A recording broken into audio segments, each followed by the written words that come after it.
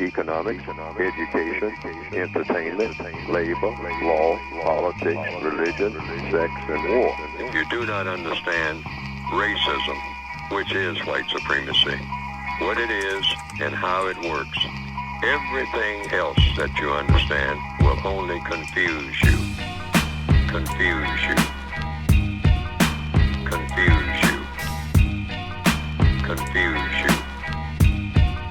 Confuse you. If you do not understand, confuse you. If you do not understand, confuse you. If you do not understand, confuse you. Confuse you.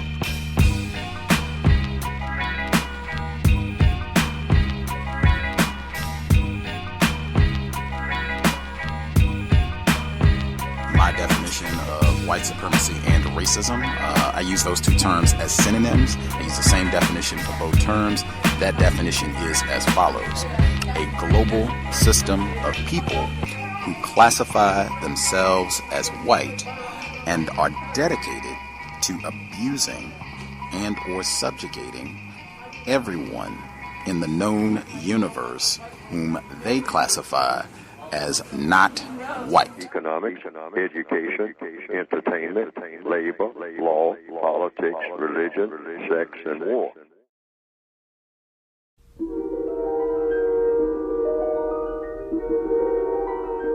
There is a fifth dimension, beyond that which is known to man.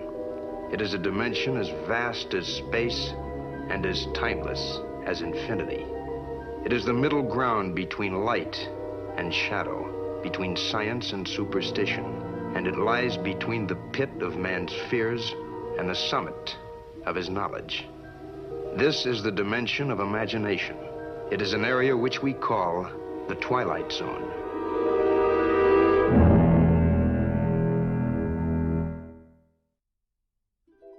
Don't call anybody ever,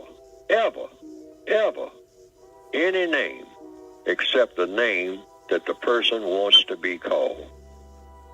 That's one of the 10 basic stops. If we're going to be people that we ought to be on this planet now, we have to change a lot of things. A lot of things, and that's another one. Stop name calling. Always call a person by the name that he or she wants to be called, regardless of who it is, white or non-white. And even if they change their names, if the person says, well, my name is Willie Smith, every day up until 12 o'clock. After 12 o'clock, my name is Akbar. So you say, okay, Willie, so you're Willie Smith before 12 o'clock. That's right. And after 12 o'clock, your name is Akbar. That's right. That's what I want, if you're going to talk to me at all. So you do it. Don't call anybody by any name ever, or title, ever. Anybody, white or non-white, male or female, get in the habit, because black people have a habit of when we get angry and whatnot, first thing we start thinking about is how many different kind of names we can call the person. Get out of that habit altogether. Always call the person by the name or title that the person wants to be called. That should be almost like something automatic. We just do that. A part of the counter-racist code. A part of the, you might say, logical code. Because it is logical. It doesn't cost you anything to call a person by the name or title that the person wants to be called. Always do that. Even when you're angry with the person. Never call the person by any name except the name that the person wants to be called. I mean, these are things that we should have as part of the code. The counter-racist code, the compensatory code, the logical code, the code of the future. The code that's going to help change us from what we are to the type of people that we ought to be. Because we are not the type of people that we ought to be.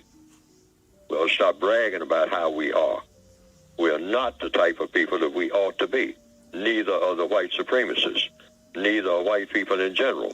Neither are any people in general on this planet now.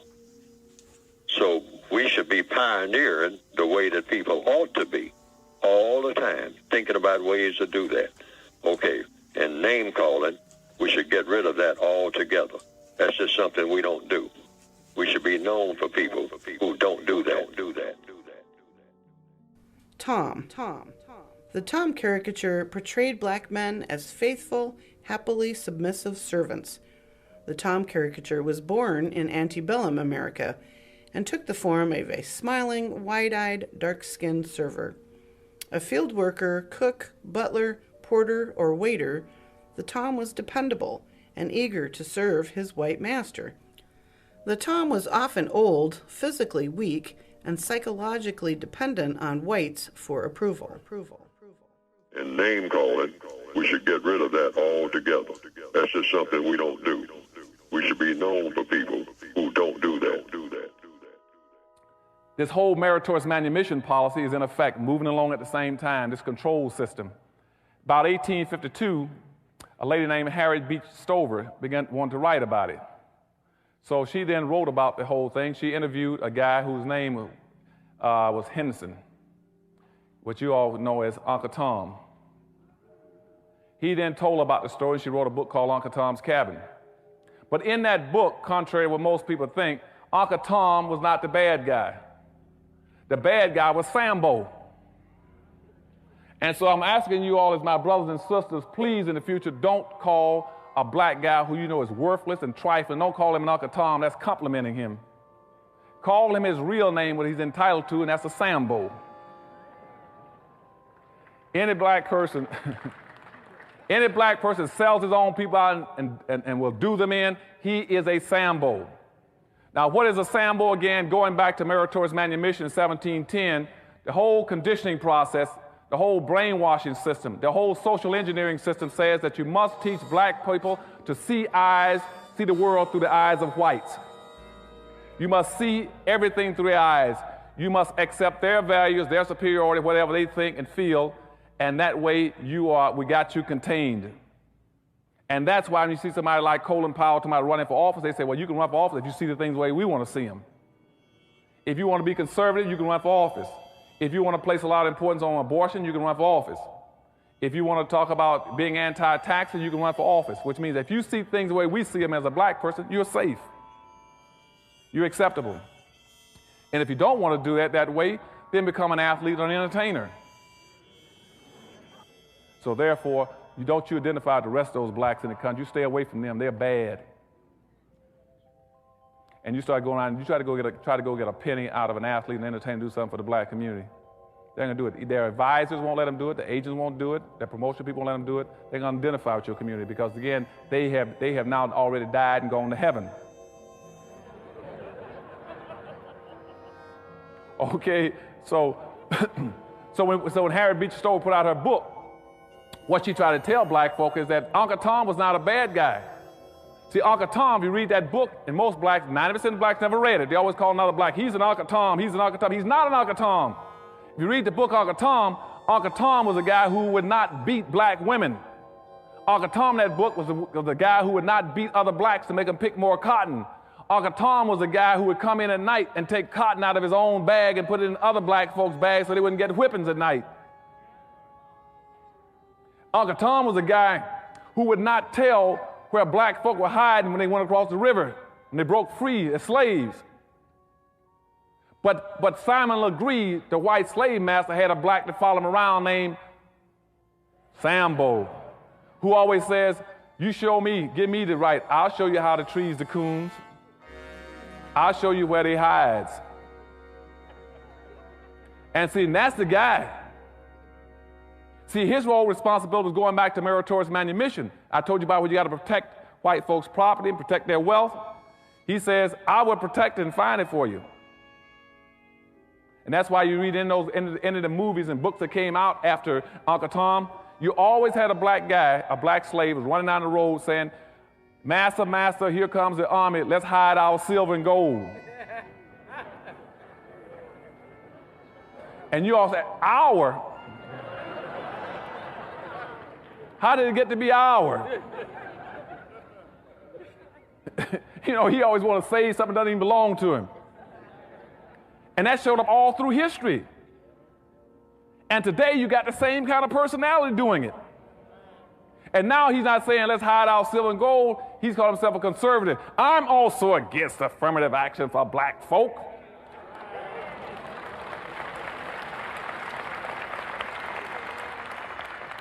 I'm against quotas. I'm against preferential treatment. Even had one running around talking about he wanted to pass a law to stop black folk from discriminating against whites. You still got that kind of personality that always wants to protect something, protect the strong. You always got that kind of Sambo personality. And nowadays, the best way to get rich is to say, I'm gonna practice that masters, gold and silver, and I'm gonna be against them black folk. I guarantee I can get you a radio talk show. I can get you a television show. I can even get you an appointment to the Supreme Court. Okay?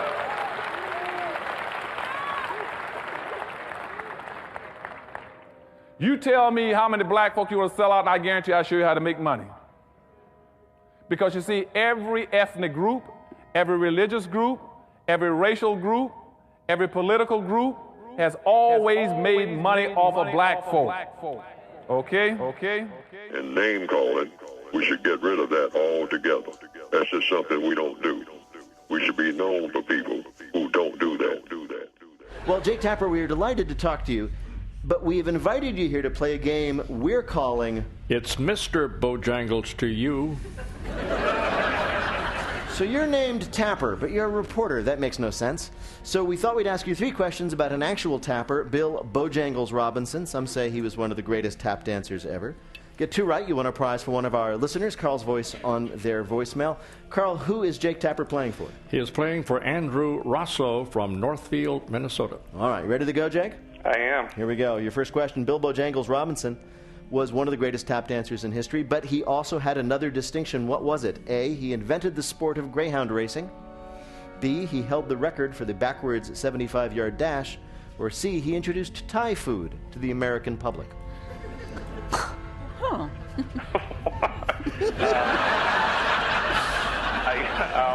I'll go with B. You're going to go with B. He held the record for the backwards 75-yard dash. That's true. He could run backwards very fast. Wow.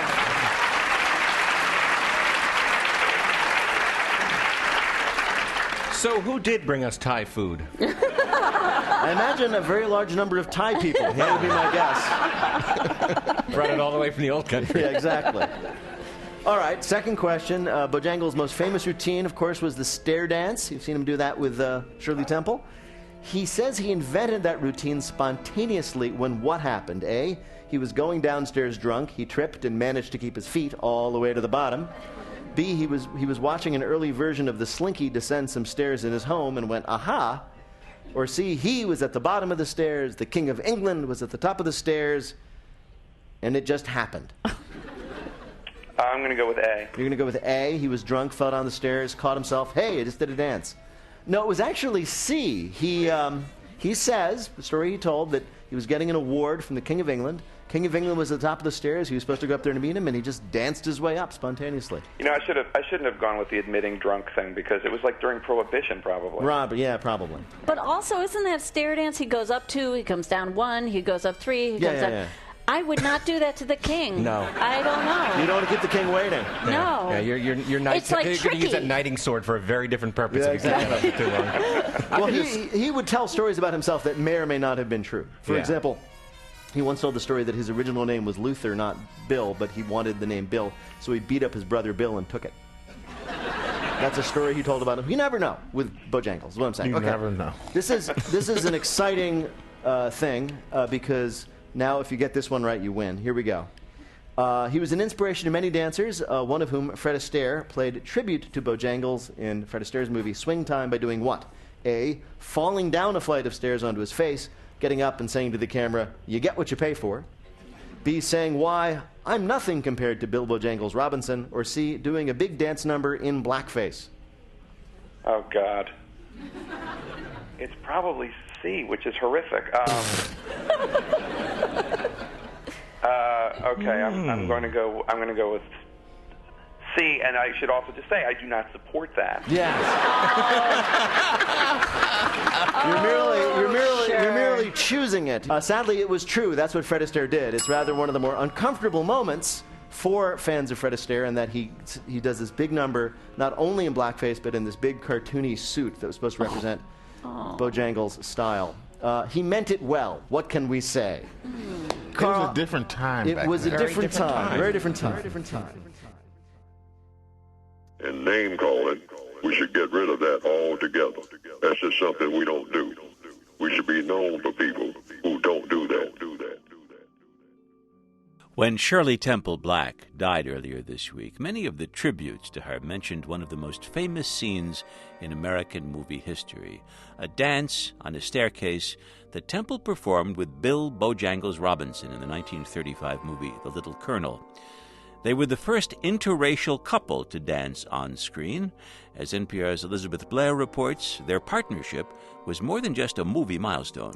He was in his 50s, she was 6. He called her darlin', she called him Uncle Billy. Bill Robinson taught Shirley Temple his joyful, elegant tap dancing routines. She thought he was the perfect partner. I want to do that too. All right. Are you ready? Yep. Come on.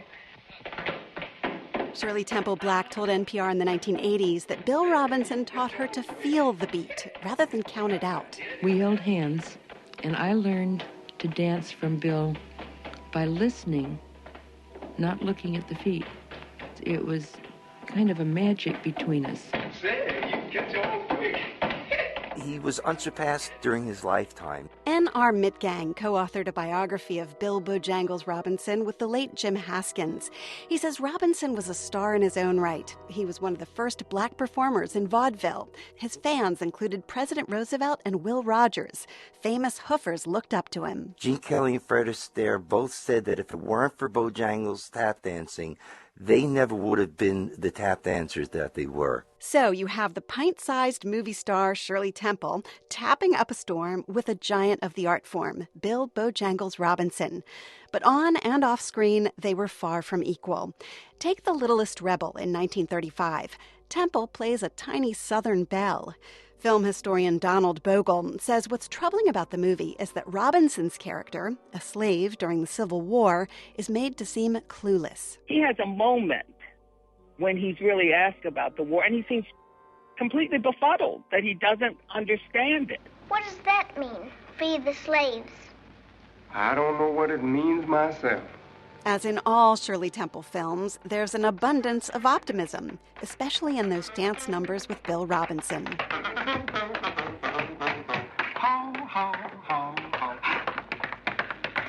Donald Bogle says black audiences had mixed reactions to Bill Robinson's Shirley Temple movies. They were happy he was getting work, but didn't like his image. He is this kind of quintessential, on-screen Tom figure. Later in life, Shirley Temple said she wasn't fully aware of the racism Robinson faced when she was a little girl. Once, when they were both in Palm Springs working on a movie, she stayed in a private cottage, he in a room above a drugstore. When she asked him why he was staying there, he told her, "Don't fret, his chauffeur was staying there too." Despite all that separated them, Shirley Temple considered Bill Robinson a real friend. Bill Robinson treated me as an equal, which was very important to me. He didn't talk down to me like to a little girl, and I liked people like that. And Bill Robinson was the best of all. Bye, Aloysius. I'm going away. I sure hate to see you go, Miss Rebecca. Oh, I'll be back. Sure you will, honey. And don't forget this. I won't. Bill Bojangles Robinson died in 1949. Makes sense that he and Shirley Temple would get along so well. She was Little Miss Sunshine. His favorite saying, "Everything's copacetic." Elizabeth Blair, NPR News.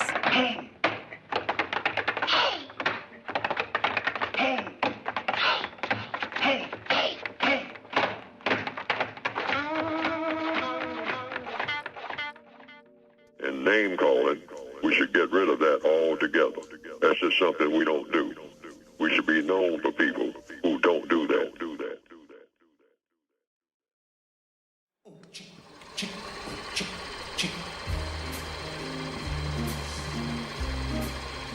What What is up, beautiful people, and welcome back to Cinematic Black Facts with your girl, Alicia G. This week we are talking about Bill Bojangles Robinson. He was an American tap dancer, actor, singer, and all-around performer, and let's not forget, the most highly paid African-American entertainer for the first half of the 20th century. So let's find out just a little bit more about Mr. Bojangles, shall we? Let's go.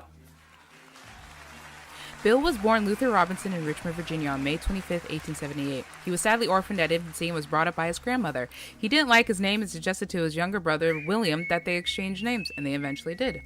He got the nickname Bojangles from his home, but to white people, for example, his nickname Bojangles meant happy-go-lucky, while black variety artist Tom Fletcher claimed it was slang for squabbler. But Robinson himself got the nickname as a child in Richmond, which is the most commonly accepted version. Robinson started performing on the streets at age 5 and ended up working Vaudeville in 1886. He achieved great success as a nightclub and musical comedy performer.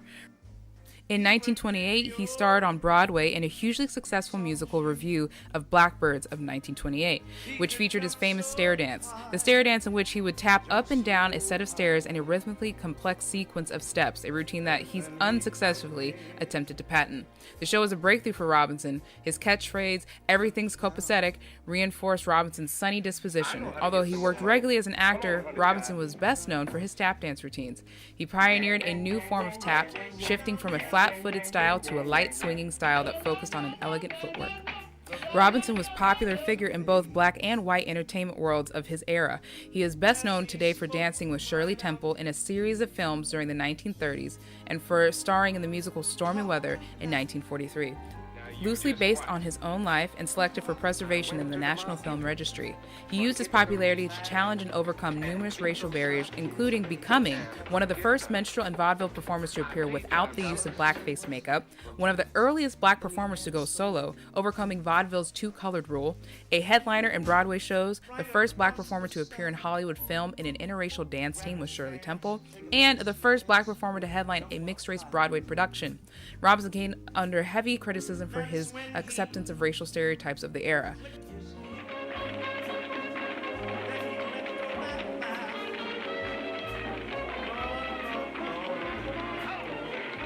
However, in Robinson's public life, he helped persuade the Dallas Police Department to hire its first black policeman. He lobbied President Franklin Delano Roosevelt during World War II for more equitable treatment of black soldiers, and he staged the first integrated public event in Miami, a fundraiser which was attended by both black and white city residents.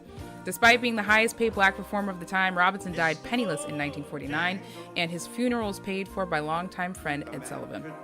Now, with all that information we've learned about Mr. Bojangles, I think it is very important that we just tip our hats and bow to the great that was Mr. Bojangles. Now, if you want to find out any more information, you can always check out the links that I've posted below. Once again, we honor these pioneers, we salute you, and we thank you. Now, let me know who you want next in Cinematic Black Facts with your girl in the DMs or the comments or however you'd like to send out your message to let me know who should be next. I'll be happy to do that. All right, that is it for me. Well, time to get back to the couch. Happy quarantining, everyone. See y'all soon.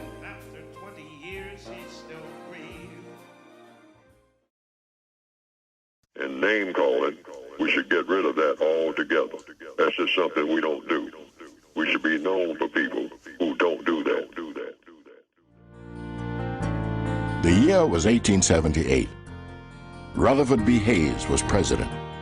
There were just 38 states in the Union, and men like Alexander Graham Bell and Thomas Edison were experimenting with new inventions to lead the world into a modern age. But America was also in the process of healing the wounds of a dark past. The Civil War had ended just 13 years earlier, and the country was desperately trying to rebuild itself. It was during this period of change and uncertainty that Bill Robinson was born on May 25th in Richmond, Virginia. Richmond, the former capital of the Confederacy, was struggling to regain its status as a major center of commerce, and with slavery now abolished, many recently freed blacks were in a new fight to hold on to their rights as citizens.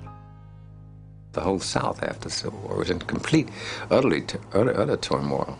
Blacks almost had to begin to build a whole existence from scratch. The whole agrarian economy had broken down. You had many, many blacks coming into the city who were recently out of slavery looking for jobs. It was a very difficult time. The South was essentially still fighting the Civil War. Little is known about Bill Robinson's parents, who died by the time he was 5 or 6 years old. Although he had a grandmother and a brother, the young orphan made the streets his home, like many other poor black children born in the shadow of slavery.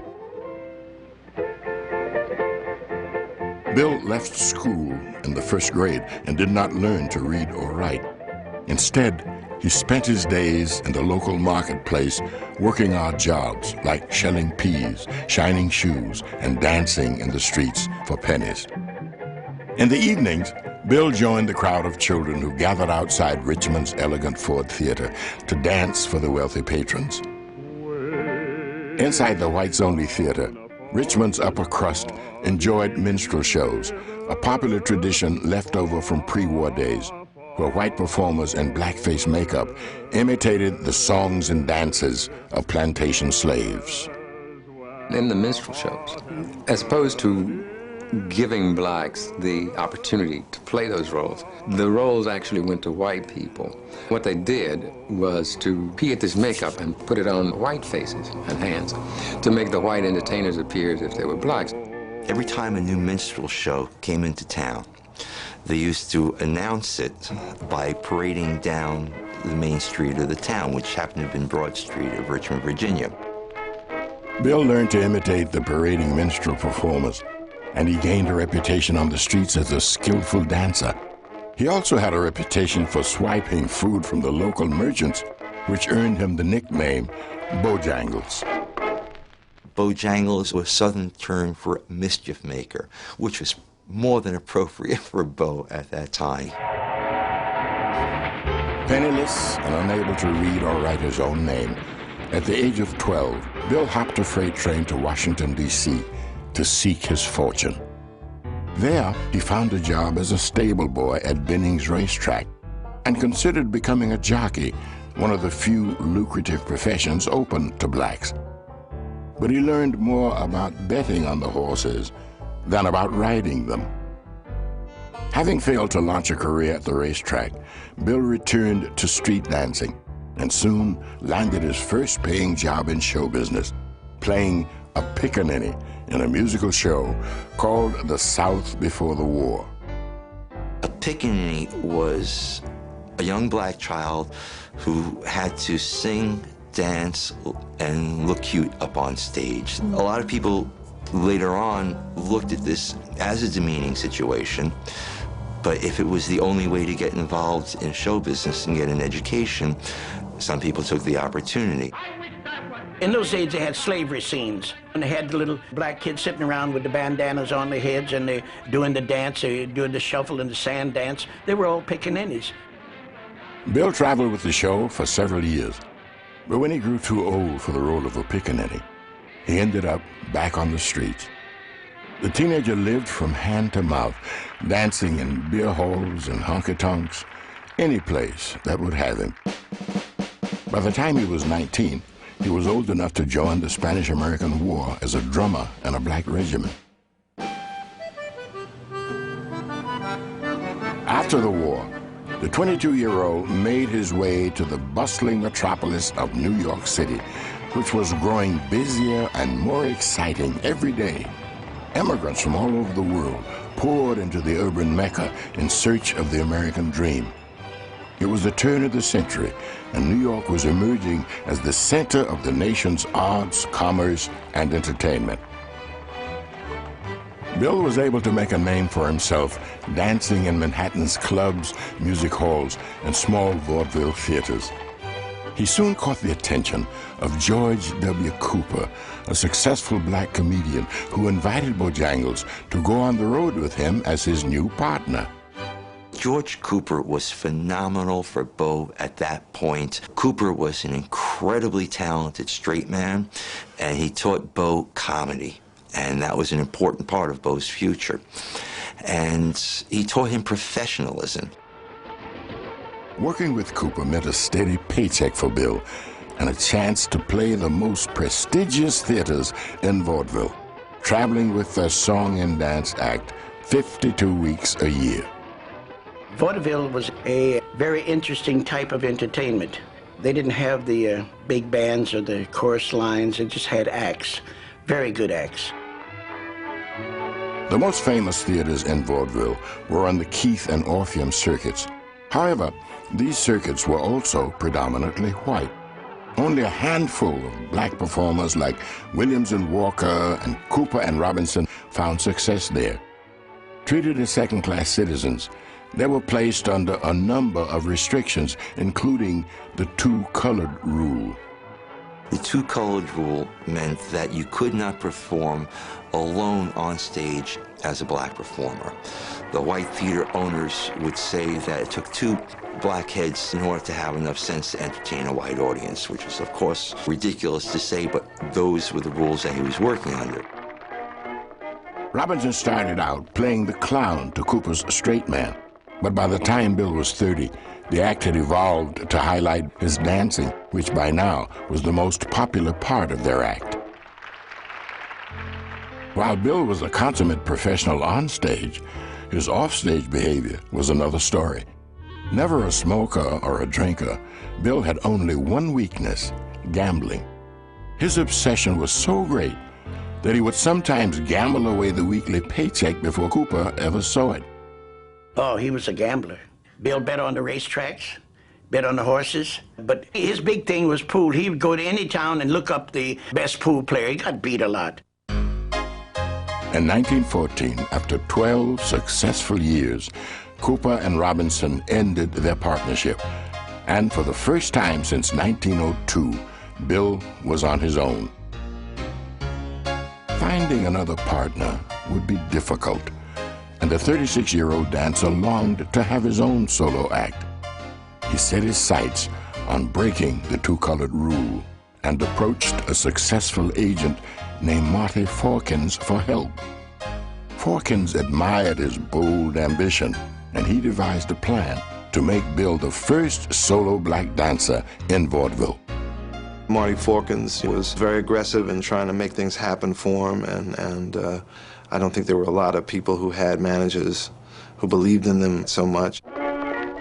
In 1916, Bill made history by performing without a partner at Chicago's Marigold Gardens Theater.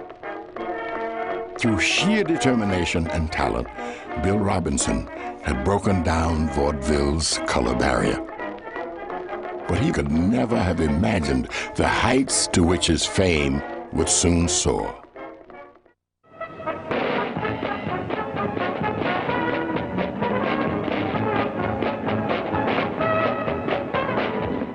The world was getting to know and love Bill Bojangles Robinson. His dancing was winning him a place among America's top vaudeville entertainers. But he still had many doors to open and many barriers to cross. The year was 1916. President Woodrow Wilson was struggling to keep the country out of war, and Americans were enjoying their last moments of peace. Theatergoers across the country welcomed the lighthearted comic style of Bill Robinson, who by now was being billed as the dark cloud of joy. Bill Robinson would talk while he was dancing, and he would say, you know, I'm gonna do a step for you now that I made up, you know, when I danced for the King of Sweden. And then he said, you know, watch out, here it comes, here it is. And it was like the height of entertainment. Working the vaudeville circuit meant constant travel. Never having known the comforts of a real home, Bill loved life on the road.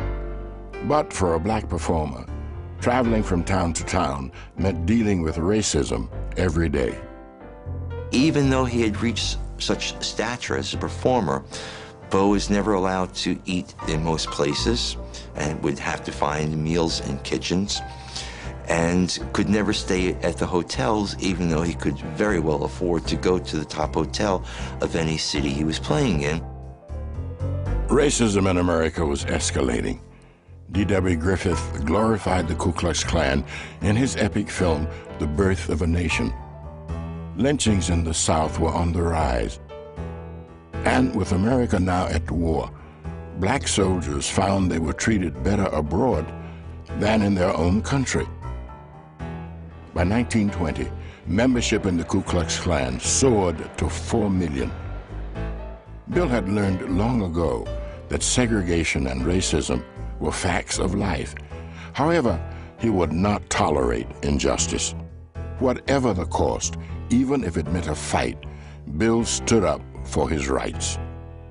He had an attitude, Bill had an attitude that he didn't want anybody to walk over him, and they didn't. He was, more than anything else, someone who was willing to fight for self-respect and put his own neck on the line in order to do so, and he did so many times. And name calling, we should get rid of that altogether. That's just something we don't do. We should be known for people who don't do that. He loved Harlem. Harlem was a place where he could be who he wanted to be. It was a place where he felt at home, and people knew him, and people appreciated him. It was his town. He owned the place. By the mid-1920s, the popularity of Harlem's all-black shows had spread downtown to Broadway. Stars like Eubie Blake, Ethel Waters, and Florence Mills were making a name for themselves on the legitimate stage.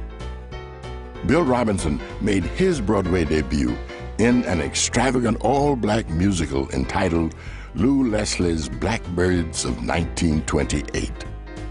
Lou Leslie would always get the best talent for his shows. Naturally, Bill Robinson and L.A. Hall were the two great stars. And they had such great songs like I Can't Give You Anything But Love, Diggy Diggy Doo, Doing the New Lowdown. Blackbirds was a smash hit, and at the age of 50, Bill Bojangles Robinson had truly hit the big time. Recognized as one of Broadway and Vaudeville's top performers, Bill was now able to command as much as $3,000 a week, making him the highest paid black entertainer in the world.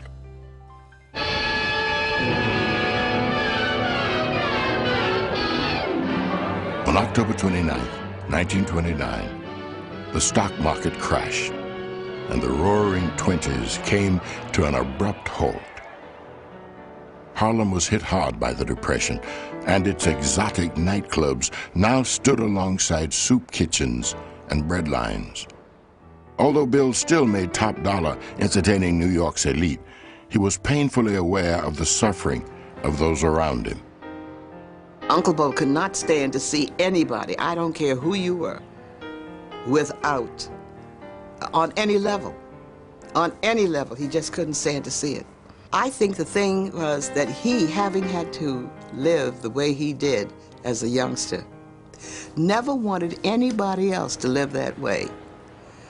And for that reason, you could be 90 years old and you were out of luck or you were having a rough time, Uncle Bo had to take care of you. He would find families dispossessed on the streets of Harlem, pay their back rents, and then give some money to some guys on the street to have furniture moved back in. At a time when many gave into desperation, Bill Robinson's generosity made him a hero to the people of Harlem, and they named him their honorary mayor. He had a special badge that he wore from the police department, and they gave him a special type of pistol that was gold with a pearl handle. And so if he saw anyone doing something wrong, he could arrest them because he had that authority.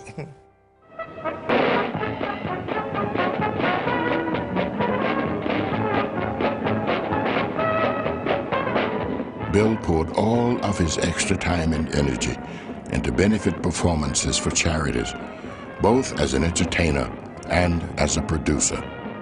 They called him the benefit king. He would always do these charity shows. You just called him and he'd go there. And he did more benefits than anybody else. Abused children or homeless or whatever it might be, he was there to raise money for these people. He was wonderful. By 1930, Bill Robinson was one of the best-loved celebrities in New York. And on the other side of the country, Hollywood was beginning to take notice.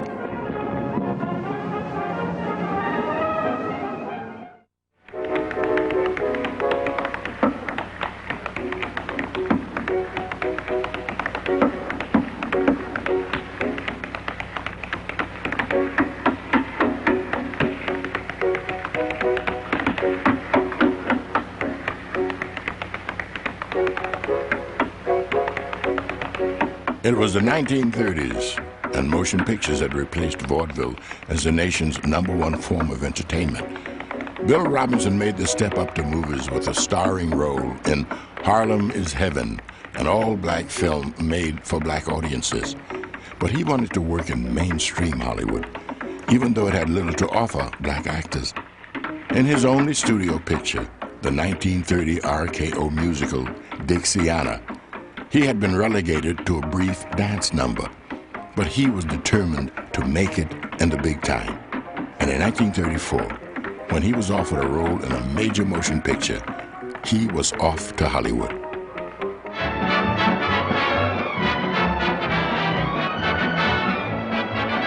Bill's big chance at a movie career came when Fox Studios chose him as the new dancing partner for their brightest star, a 6-year-old named Shirley Temple. I like what you like, beans and oyster stew. And I like what you like on account I love you. Fast becoming the country's #1 star, Shirley had been busy churning out a succession of cheerful musicals that brought a message of hope to depression-weary audiences. In Shirley's 1935 film, The Little Colonel, Bill was given a supporting role as a butler.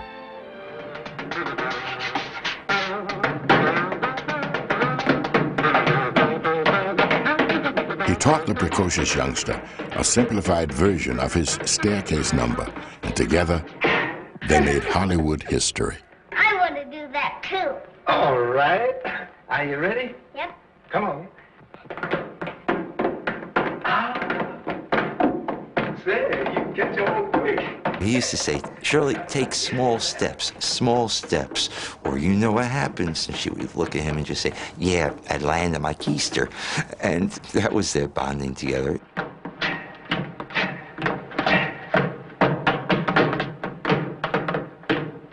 The dimpled youngster and the elegant old-timer made a magical team.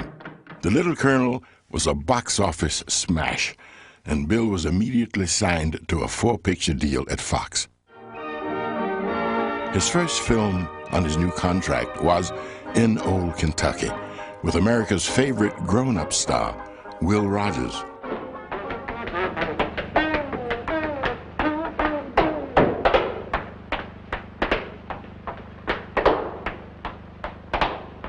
That boy can certainly do things with you, Leather. Oh, say, that ain't nothing. That's just the dance he does when he's setting the table for lunch. You ought to see the one he does when he's setting for dinner.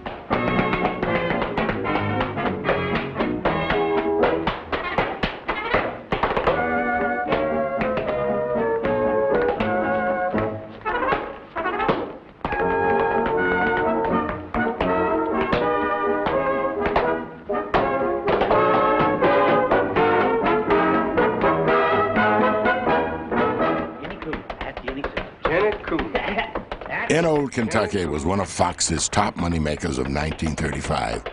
By pairing Bill with its biggest stars, Fox had found a surefire formula for success.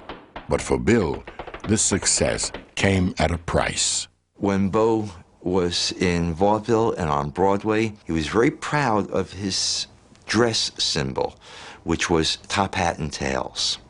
It was an extremely important uniform for Bo because it was a sign of respect. That was one of the first things that Hollywood stripped him of and said, you will play slave roles, you will talk below your abilities. It was a very demeaning situation. Yes, sir. Always the roles were as chauffeurs, as janitors, servants of every kind you could think of. Although frustrated by the limits placed on him in Hollywood, Bill refused to lose sight of his goal of screen stardom. Bill Robinson was a very smart man, and he always said, you got to learn to stoop to conquer. You know, he said, I'll get there sooner or later, and he did. And name calling, we should get rid of that altogether. That's just something we don't do. We should be known for people who don't do that. Bill Robinson, Poofer Supreme, makes his next appearance in Café Metropole. In 1937, Bill was finally scheduled to play a role that allowed him to trade in his servant garb for an elegant top hat and tails. But in a last-moment decision, the studio inexplicably cut his part from the film, and this rare footage was locked away in the studio vaults, never to be seen.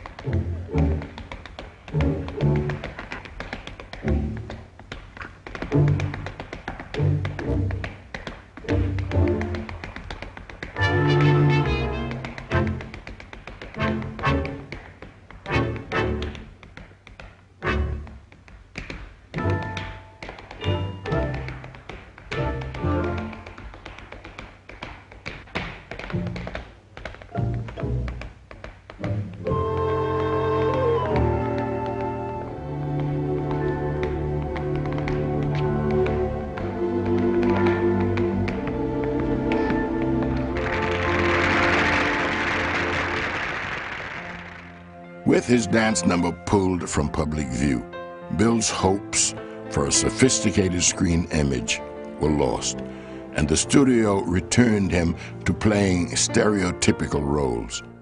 He was disappointed, but like Shirley, he had learned that to get to the top, he had to take small steps.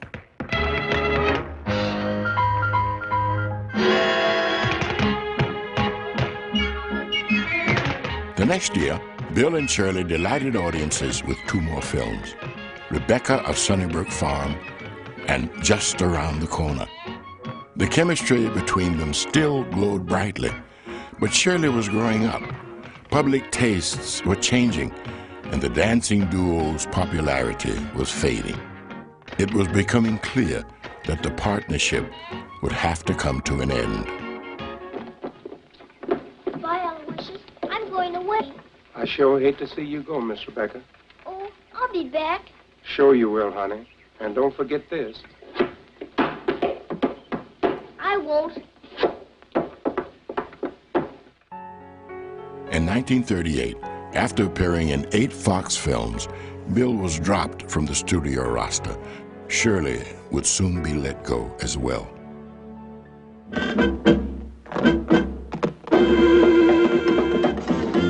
In only 3 years, Bill had reached an unprecedented level of success for a black performer.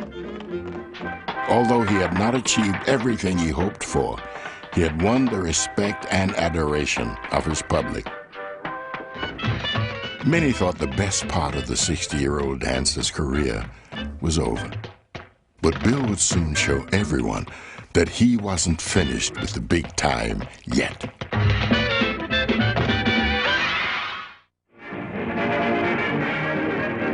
With nearly a dozen Hollywood films to his name, Bill Robinson returned to his beloved New York City, where he was welcomed with open arms.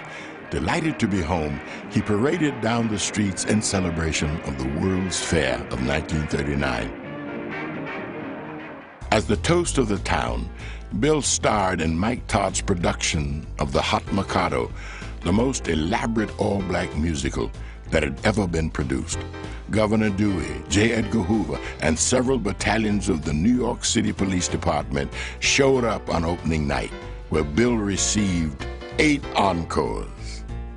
I'll never forget my being in the Hot Mikado opening night on Broadway. Every number stopped the show.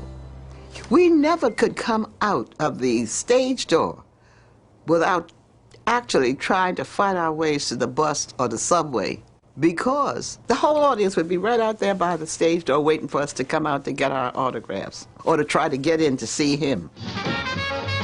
Veteran Bill Robinson, Mr. Bojangles himself. At the age of 61, Bill Bojangles Robinson had become an entertainment icon in the city of New York. The veteran dancer seemed ageless, his energy endless. He performed 3 shows of the Hot Mikado every day and 2 Cotton Club shows every night. We went to the Cotton Club with Bill Robinson and Cab Calloway. He was a great performer. His taps were so clear, crystal clear, and he never missed a tap. And I could understand why they called him the world's greatest tap dancer. Bojangles had gained fame beyond his wildest dreams. Although he had never learned to read or write, he had earned the respect of an entire city. And his blissful existence could best be summed up in an expression he had coined himself. Bill is credited for saying everything is copacetic. That was his phrase. And everybody said everything is copacetic, meant everything was good. When the United States entered World War II, the country's top stars focused their energy on the war effort. Bill joined in with unfailing enthusiasm, performing in countless barn rallies. I remember Danny Kaye being quoted as saying that Bill Robinson once took off his shoes one night in a benefit performance and sold the shoes for $10,000 for the war effort. As the 64-year-old dancer tirelessly continued with his full schedule of shows and benefits, his wife Fanny grew worried about his health.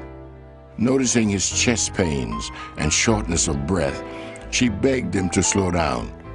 But Bill ignored her concerns and seized every opportunity to work. In 1943, as President Roosevelt began a push for wider employment of black Americans, he urged Hollywood studios to hire more black actors. 20th Century Fox responded with Stormy Weather, a big-budget, all-black musical with a star-studded cast headed by Bill Bojangles Robinson. Oh, Sam. Yes, Sam.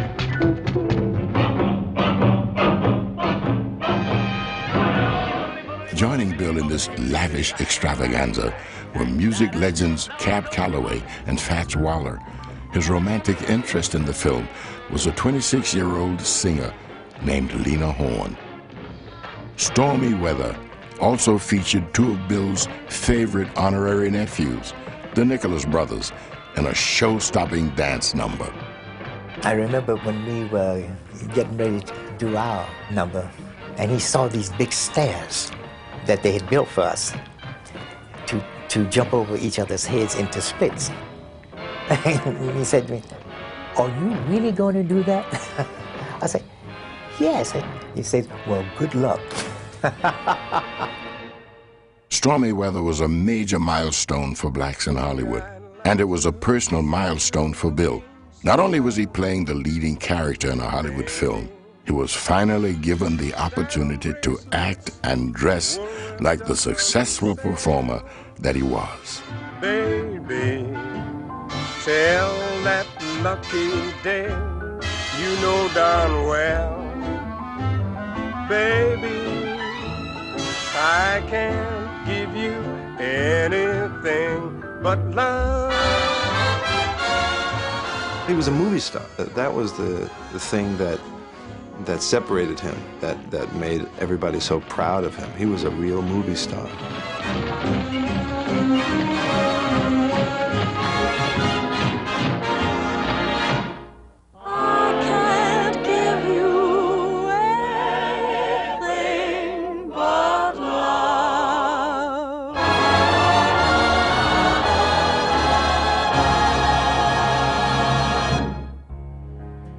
In a world that was still very much segregated, Bill Robinson had transcended racial boundaries in both his career and his personal life.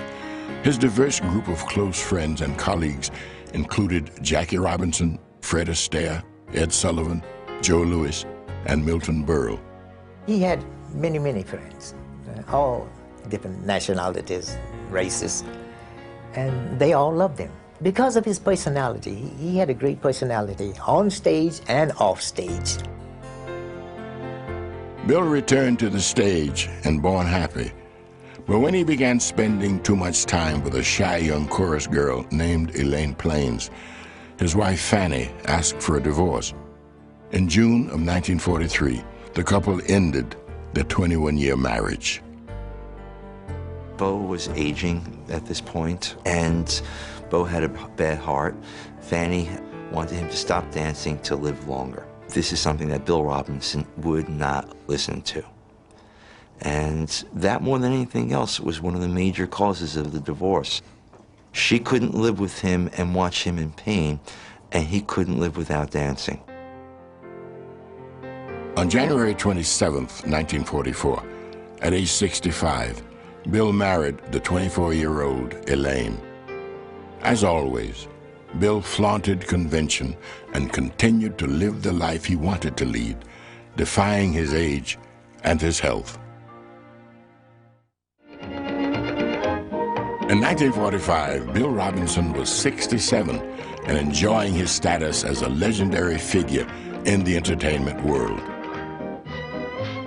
He was also enjoying domestic life, embracing his new wife's family as his own. What he got in his old age is security within a family environment. He became the head figure of a family with brothers and sisters and nieces and nephews, and they would play cards with him, and they would have fun with him, and he loved that part of it.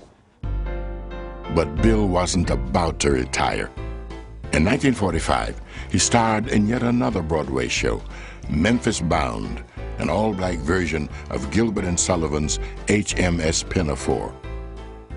He also continued to perform in as many benefits as he could fit into his schedule. By this time, he had danced in over 3,000 shows for charity.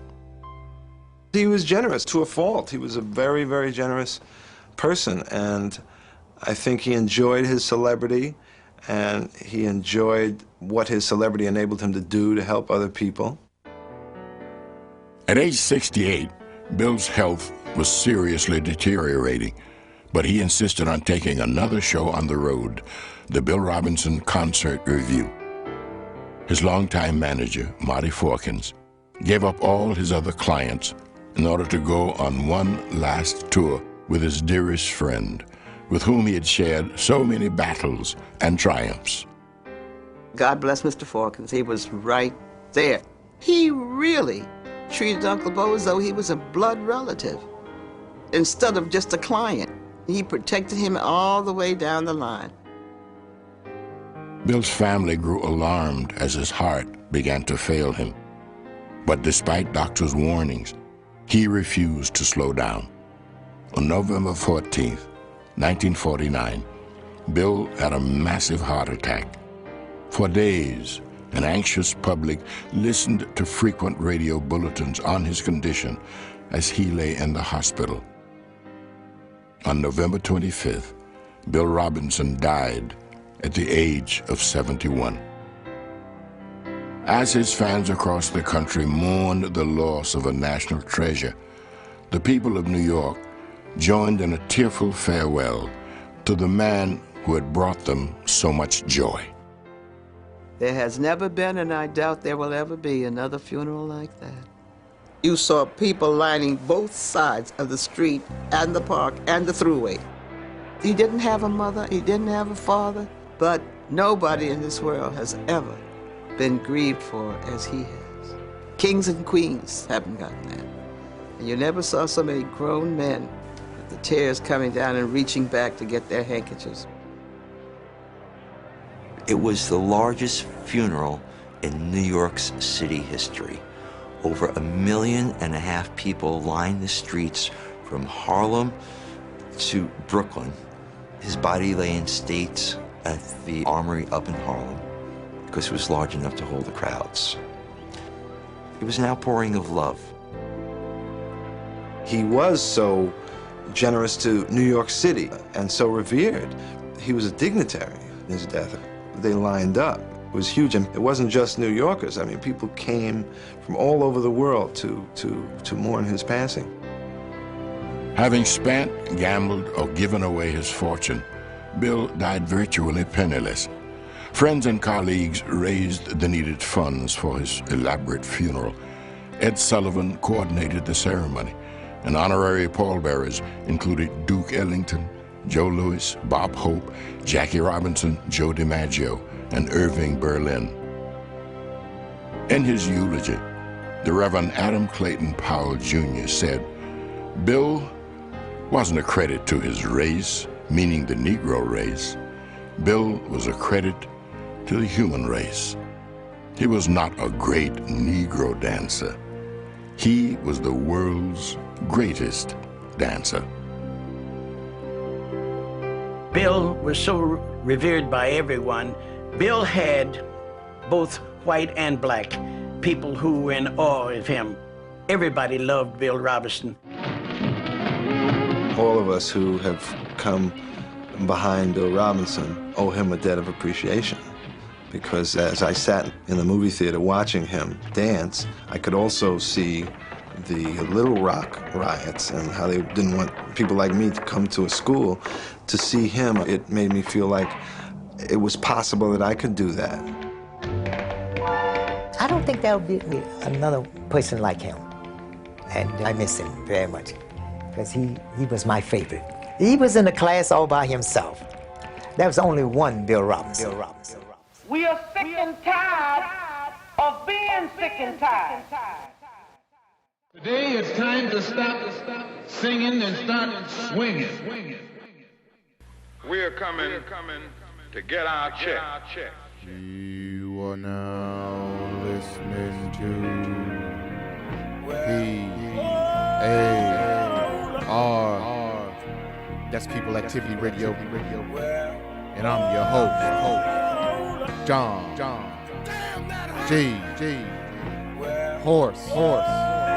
Welcome. You have found your family in a peaceful place. Bright as the stars that shine,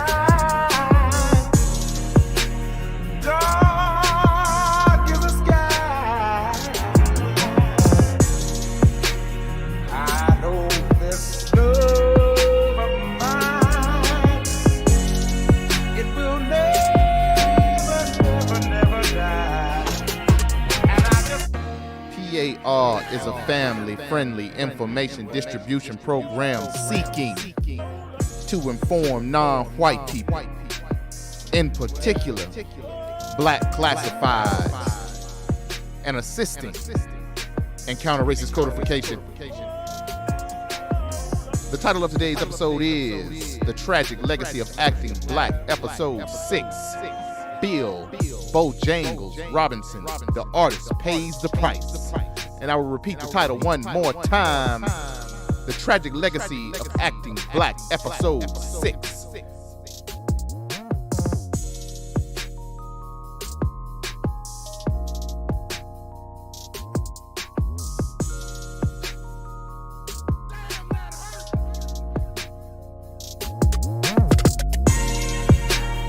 bright as the stars that shine. Close your eyes, family.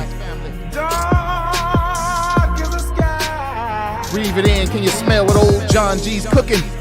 I know this love. Black self-respect. It ain't gon' It will never die. And I just You are now listening to P.A.R. That's People Activity Radio, hosted by JohnGHorse, a blue-collar commentary radio podcast attempting to remove confusion in everyday social events. If you are subject to non-white classification, in particular black classified, welcome. You have found your family in a peaceful place. Yes, indeed. Yes, indeed. And you know how we do here on People Activity Radio family. We gotta give a shout out to all the John Henry practitioners, the hard-working blue-collar people subject to black classification. Wherever you be on this globe, we gonna run it back one more time with a little help from my great-grandsister, Bobby Womack. Talk to him.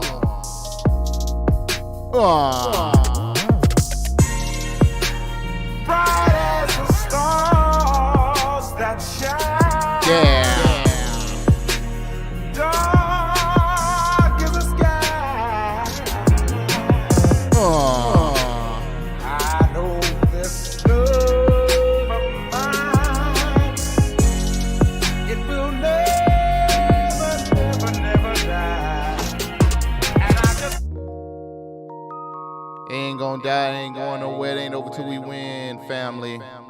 You know how it is, I'm gonna have to apologize in advance. Close your eyes, hold yourself, hold somebody. bright as the stars that shine, dark as the sky. I know this love of mine, it will never die. And I just People Activity Radio can be found at peopleactivityradio.com. That's peopleactivityradio.com. On Twitter at JohnGHorse. On Instagram at j.g.horse. On our YouTube channel titled People Activity Radio. On SoundCloud channel titled People Activity Radio. Our Tumblr page titled People Activity Radio. On Spotify titled People Activity Radio. Apple Podcast, Stitcher, iHeartRadio, and all other podcast platforms. If you find this information constructive, please subscribe, like and share. Yes, indeed. Yes, indeed.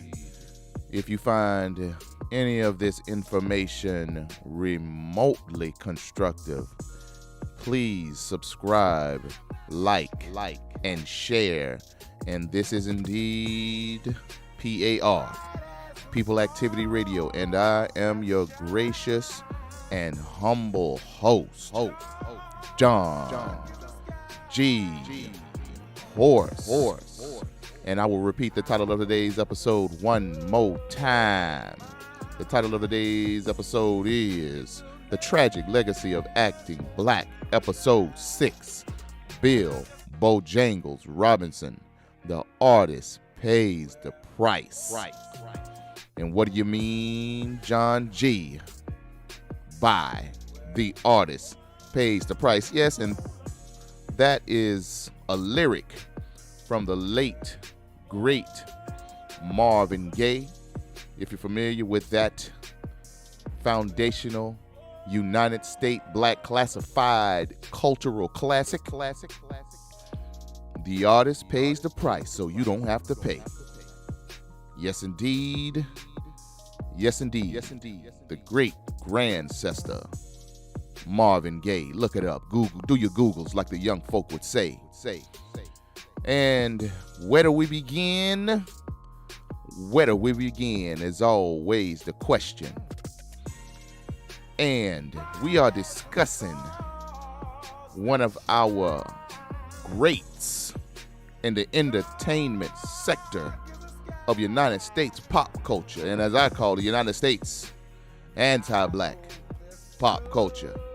One of the scapegoats, one of the most name-called, one of the most disrespected greats in United States history, Bill Bojangles Robinson.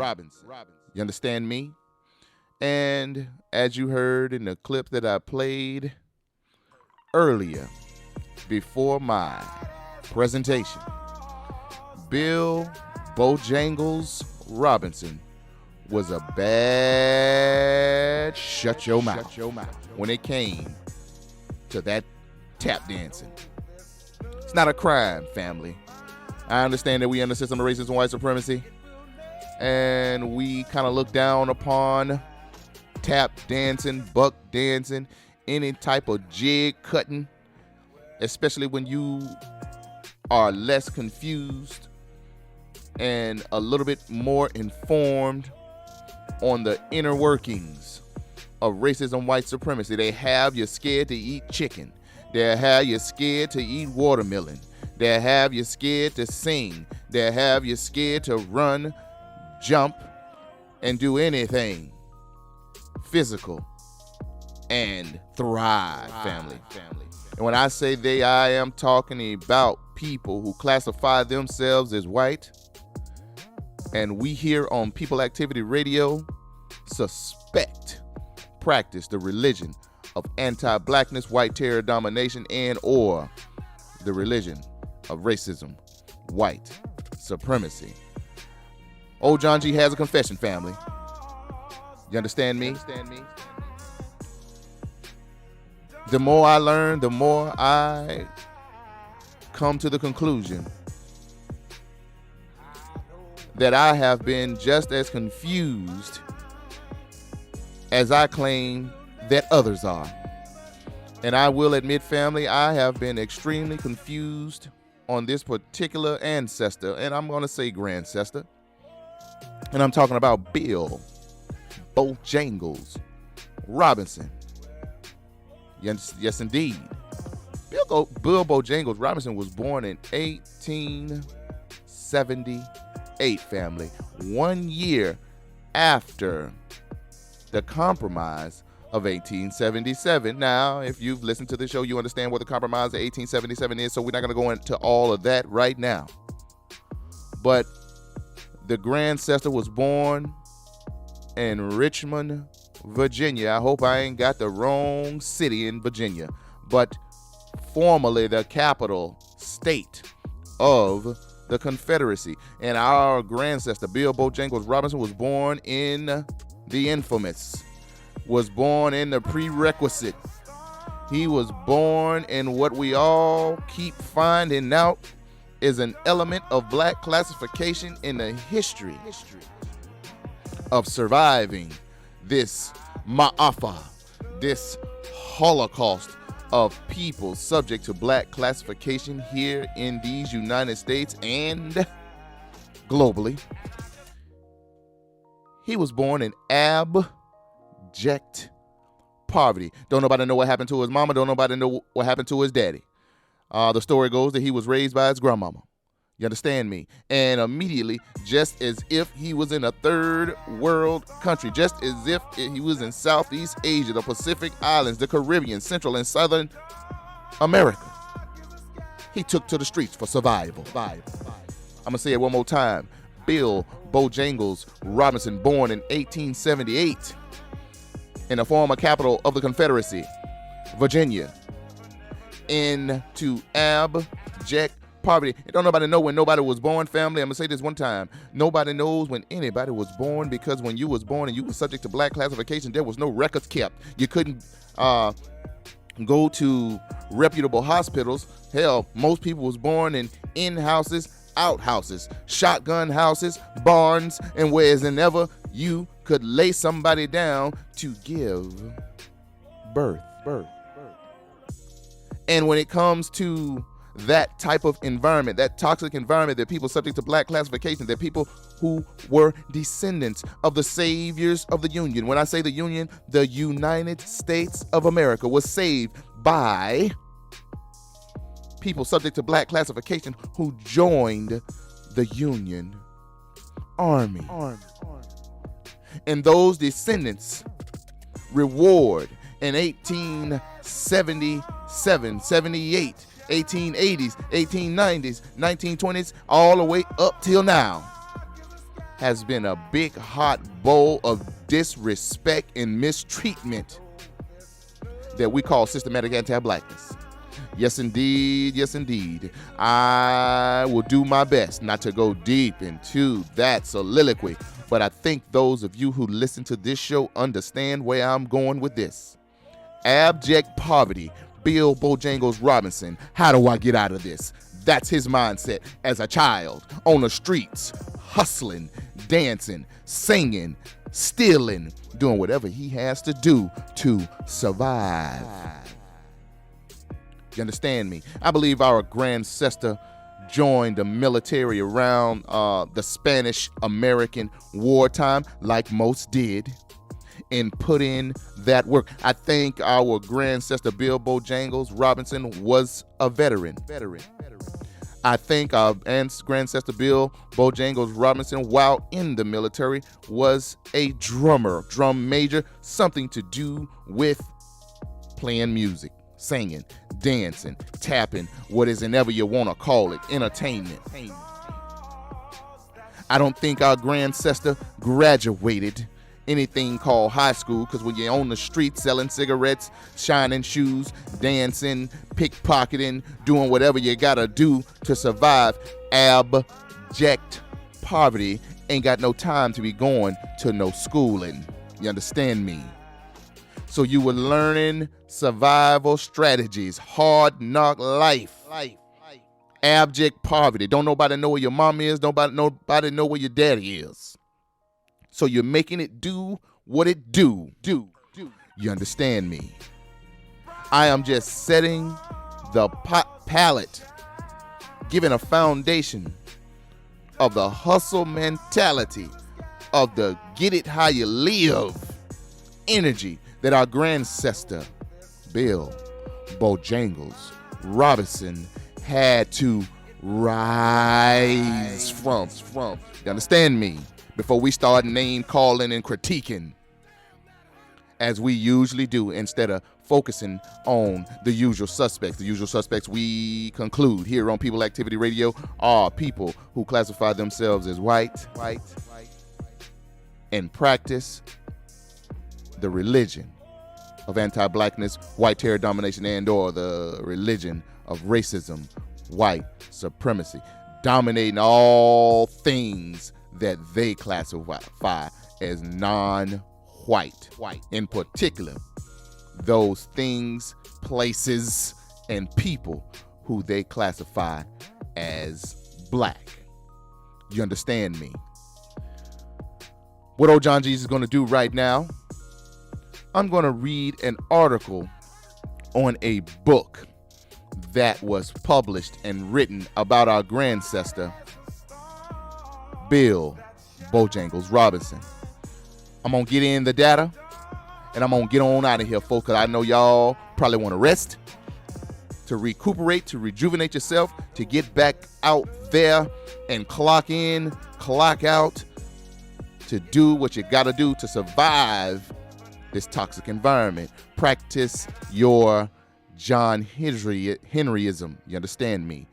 Working hard to can't see. I understand, family. I'm out here with y'all, getting it in. And I like to say before I get into this article, one of the reasons that I thought it was important for me to create the platform that I call People Activity Radio, P.A.R., is because I feel I have concluded that one of the number one ignored classes of people on the planet are people subject to black classification who actually have to go out here and work on jobs and institutions in the government sector, in the private sector, in the medical industry, under the context of racism, white supremacy. We're not out here in no streets living no street life. We're veterans. We're hard-working, white-collar, blue-collar, law-abiding citizens that are subject to black classification. Where do you see our images? Who markets to us? Who articulates our perspective? You understand me? Everybody speaks for the impoverished. Everybody speaks for the miseducated. Everybody speaks for the under economy aspect. When I say under economy, I am talking about individuals who live in the under economy. But what about the people subject to black classification that go to work every day, they pay their taxes, they're law-abiding citizens, they raise their kids, they raise their families, they're paying mortgage, they're paying rent, they're paying light bill, they're paying everything that you gotta pay, and they also are suffering. They also are victim of the system of racism, white supremacy. But they get up every morning and do it all over again. With honor, courage, commitment to making a better and brighter future for their families and or their offspring. We're here on People Activity Radio. We save a space for such people. We save a space for future grandsesters. You gotta understand, when we glorify those who, like Bill Bojangles Robinson, were great at what they did, they were part of the talented 10th of our group. When we glorify Bill Bojangles Robinson, when we glorify a Barack Obama, when we glorify, you understand me,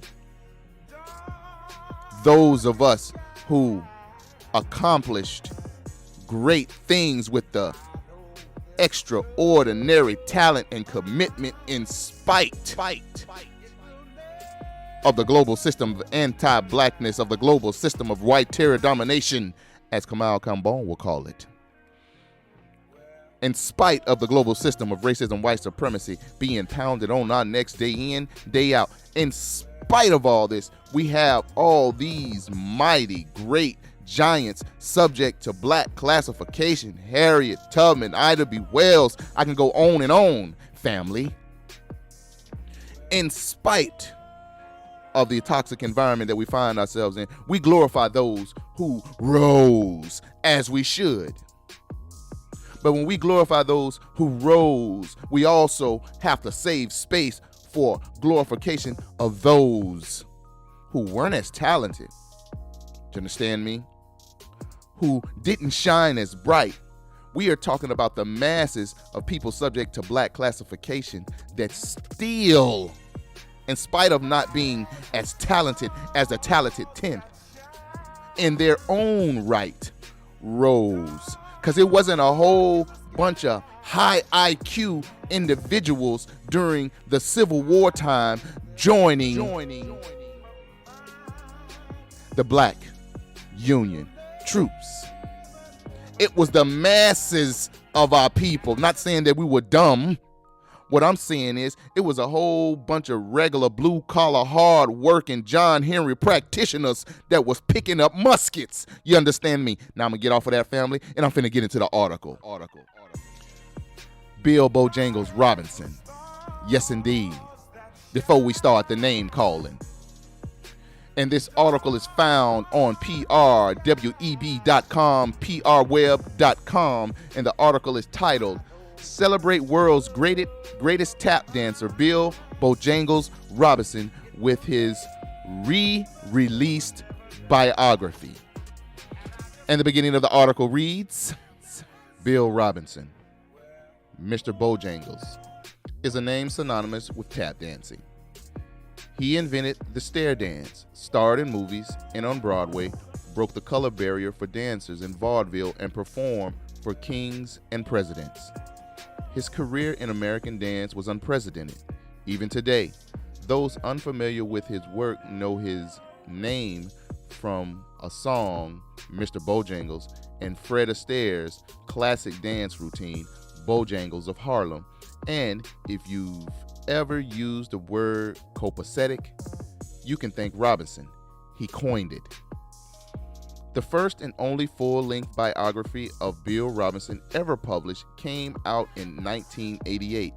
After receiving stellar reviews, it eventually fell out of print and became a prized find on eBay. That's about to change. Mr. Bojangles, the biography of Bill Robinson by Jim Haskins and N.R. Mitgang, has just been re-released to celebrate the dancer. With access to much primary source material, people who knew Bojangles, his scrapbooks, and his personal papers, Haskins and Mitgang create a vivid portrait of the man behind the myth. From his birth in Richmond, Virginia, to his death and the star-studded funeral where he was eulogized by Adam Clayton Powell Jr. and Ed Sullivan. They also address the myth that portrays Robinson as an Uncle Tom figure. This myth may be begun because of the roles that he played in the Shirley Temple movies, a smiling, dancing servant, but that was the polar opposite of the real Bill Robinson. As Mitgang notes, Robinson was called the mayor of Harlem. He fought for respect with every weapon he had. His charming smile, his humor, his dancing feet, his fists, and his gold-plated pearl-handled gun given to him by the New York Police Department. During a time when too few African-American voices shouted for justice, Bill Robinson's whispers were heard by presidents, governors, kings, queens, and countless others. In addition to his dazzling career in dance, the book documents how Robinson helped break the color barrier in vaudeville, Broadway, radio, television, and Hollywood, was responsible for Miami's first integrated audience, was responsible for the hiring of the first African American on the Dallas police force, asked FDR to make changes for the African American soldiers during World War II. And the book doesn't shy away from Robinson's negative traits. As a review in Library Journal put it, they deal squarely with Robinson's gambling and 3 marriages and succeed splendidly in detailing the hardships faced by a black performer in a white entertainment world.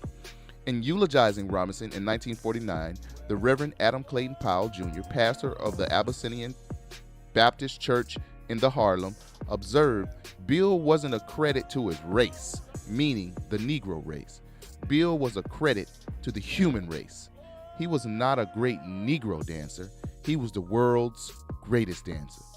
In some way, the legend got around that Bill Robinson was an Uncle Tom. Oh no, you didn't know Bill if you heard that story. And I'll stop the article reading right there. As I read that article during my research of Bill Bojangles Robinson, I started to think about the humanity of those of us who are subject to non-white, in particular black classification here in this globe, on this planet. We are indeed human beings, but everywhere we look, everything that we see, every piece of information that is thrown in our face tries to dehumanize our humanity, tries to insinuate that we are something other than human. And our grandsestor, Bill Bojangles Robinson, indeed was a human being just as we are. And this episode, I wanted to take the time to tell the family who's listening, you're part of the human family, black classification and all, despite what the system tells you, despite what the information is, despite what pop culture puts out there. You are descendants of first world human beings. You understand me? And I hope I'm not confusing you by saying first world. There is no older group. There is no more ancient evidence of existence of humanity outside of the existence of those of us who are subject to non-white, in particular, black classification. That's either true or it's not true. And our grandsestor, Bill Bojangles Robinson, had a gift, had a talent, had a calling. His spirit, his energy, his essence, his soul loved to speak the language of dance. And that energy and that soul and that talent was so great, he lifted the spirits of his fellow human family. You understand me? And yes, indeed, he is our ancestor because he fell under the category of being classified as black. And I have concluded, old John G., this is my conjecture, I have concluded that we need to take a close look at every last one of our grandsesters. And we need to control the narrative and the language written around and the stories and the imagery of our ancestors' constant legacy of surviving the onslaught of white terror domination in every area of people activity. Wasn't nothing easy about being gifted with this thing called tap dancing when you're born in the high point of blackface minstrelsy. Our grandsestor had to put on the blackface as a youth. Our grandsestor had to put on the coon smile as a youth. Our grandsestor had to play the zip coon dandy as a youth while he was honing his skills in song, dance, and comedy and entertainment in the blackface minstrelsy circuit of the United States, the propaganda of anti-blackness of the United States, the propaganda of anti-black pop culture in the United States. That's where he honed his skills, family. coming out of abject poverty, wasn't looking for no handouts, and wasn't nothing being handed to him. Our ancestor, Bill Bojangles Robinson, participated in over 3,000 performances. Some unpaid performances, family. Our grandsister, Bill Bojangles Robinson, survived the Chitlin Circuit, family. Where people was dying and winding up missing, family. In anti-black United States, family.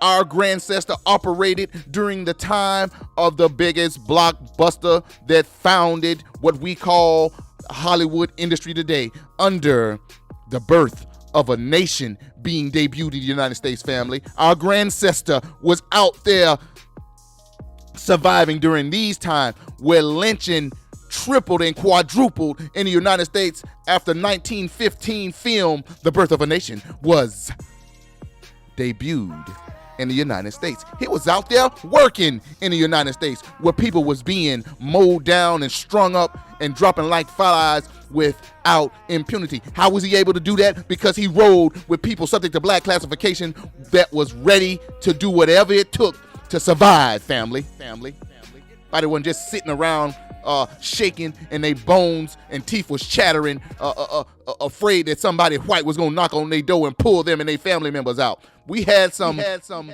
non-backing down grandsters back in those days who we do not have any imagery, any propaganda to articulate, was doing whatever it took to survive. Bill Bojangles came from that family. You understand me?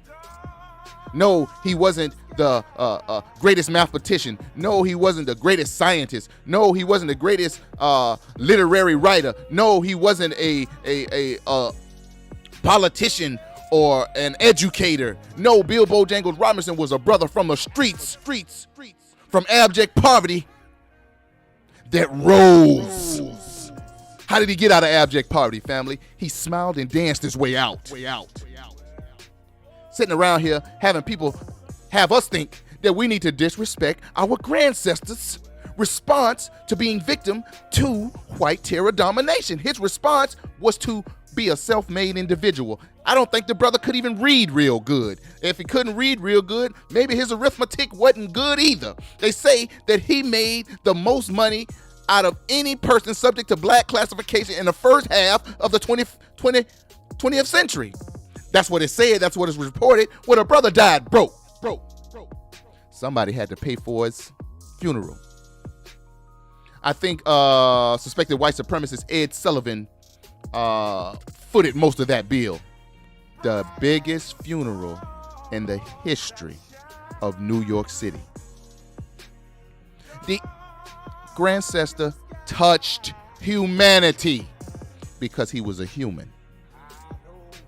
Yes, we're subject to black classification. Yes, we are subject to the system of racism, white supremacy. Yes, we need to replace the system of racism, white supremacy with a system of justice. But don't forget, let's not forget, family, we're human. We aren't who we're supposed to be. Replacing the system of racism, white supremacy with a system of justice is literally saying we need to create balance, because balance was the problem. Bill Bojangles smiling and dancing, buck dancing and tap dancing wasn't the problem. There's nothing wrong with smiling and dancing. There's nothing wrong with buck dancing. There's nothing wrong with cutting a jig. There's nothing wrong with tap dancing. There's nothing wrong with a top hat, white gloves. You understand me? There's nothing wrong with liking chicken. There's nothing wrong with eating watermelon. You understand me?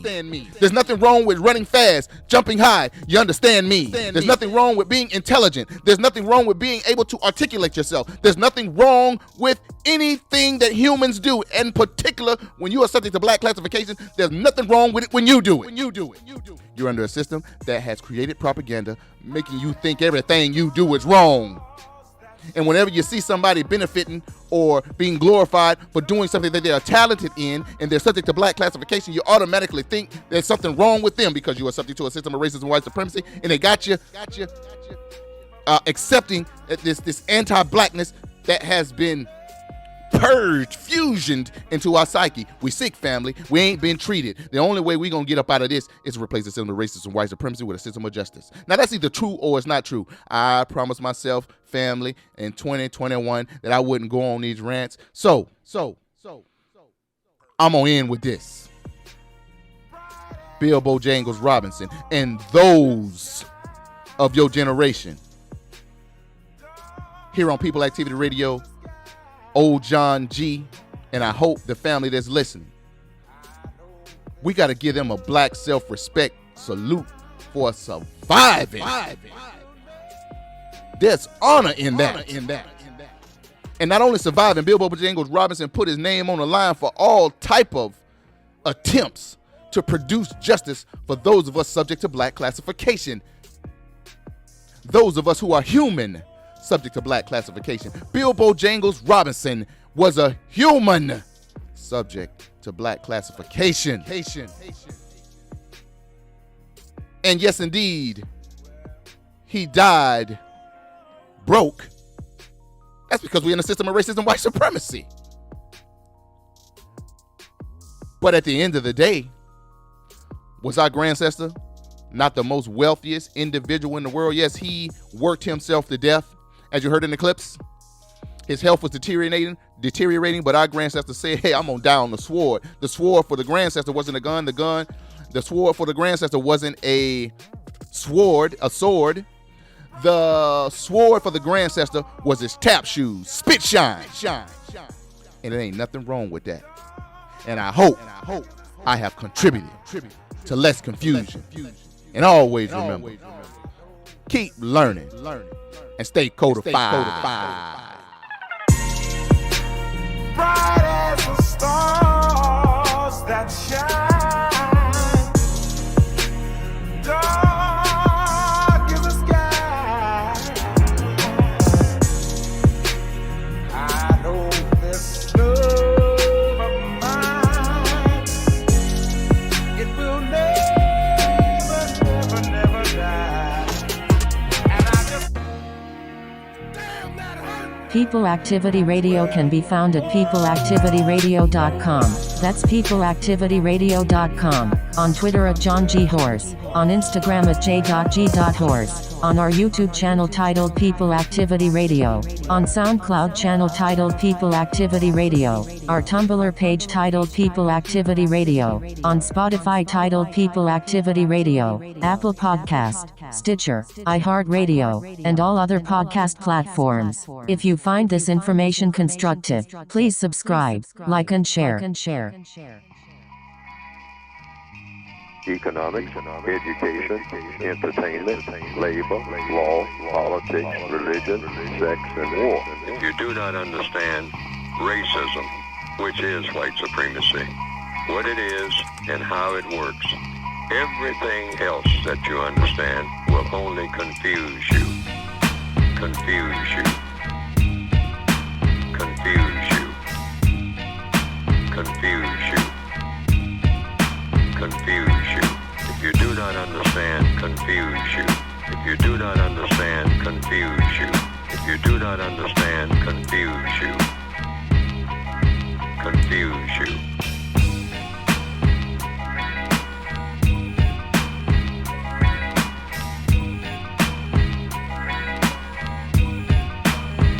My definition of white supremacy and racism, I use those two terms as synonyms. I use the same definition for both terms. That definition is as follows: a global system of people who classify themselves as white and are dedicated to abusing and or subjugating everyone in the known universe whom they classify as not white. Economics, education, entertainment, labor, law, politics, religion, sex, and war.